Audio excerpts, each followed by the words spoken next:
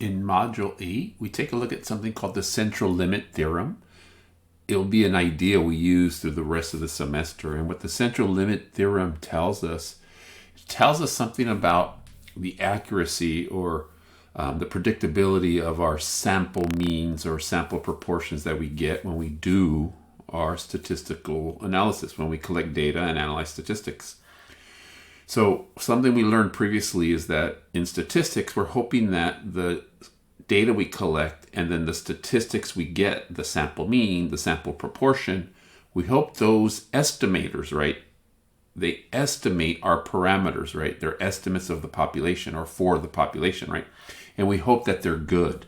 And so what you see in this initial part of our notes is an idea around our estimator. What do we know about it, or what can we assume about it, and some terms.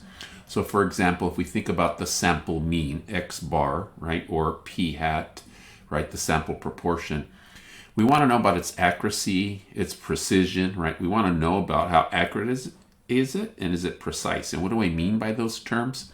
Well, here's a target here, 4 sample targets.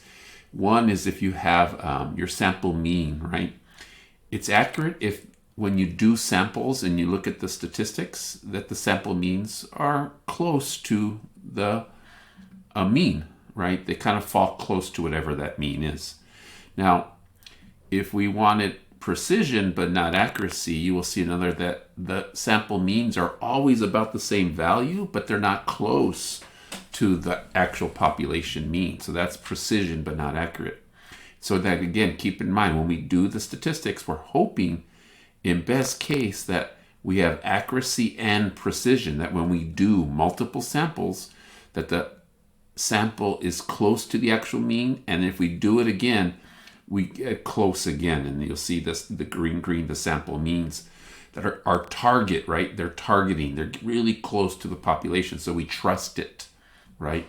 And a term we use is that we would say it's an unbiased estimator, right? When this is true in the long run, when we have our sample values, our statistics close to the actual values. And you could see here as an example where our data is not accurate or not precise. This is unwanted. We don't want this situation to happen. So we're trusting that our data, when we collect it and do multiple samples, is accurate and precise.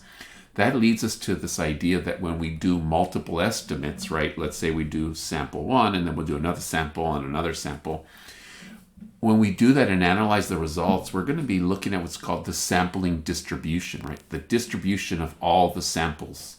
And we can do that for means. And for this class, we look at means and proportions, right? And that's where the central limit theorem comes in, which tells us, right, that the central limit tells us that the distribution of sample means, when we look at multiple samples, right, the distribution of all the sample means will be approximately normal if one of these conditions is true, that the population data is actually normal, so we know the sampling distribution will be normal. Remember, because we care about the shapes.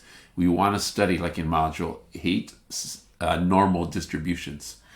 We also know that the sampling distribution, right, when we look at multiple samples, would be normal if the sample size is large enough, regardless of what we know about the population, whether it's normal or skewed. When we do multiple samples, a sampling distribution, if the sample size is large enough, like 30 or at least 30, we'll get a normal sampling distribution. The distribution of the sample means will be normal, which then allows us to use all the statistics we know and have all those assumptions that we care about.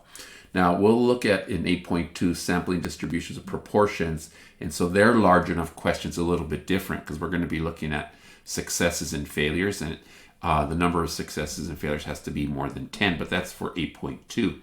Here's the picture again so that you could see a sampling distribution. Here's the population. You do one sample, get a value. Do another sample, get a value.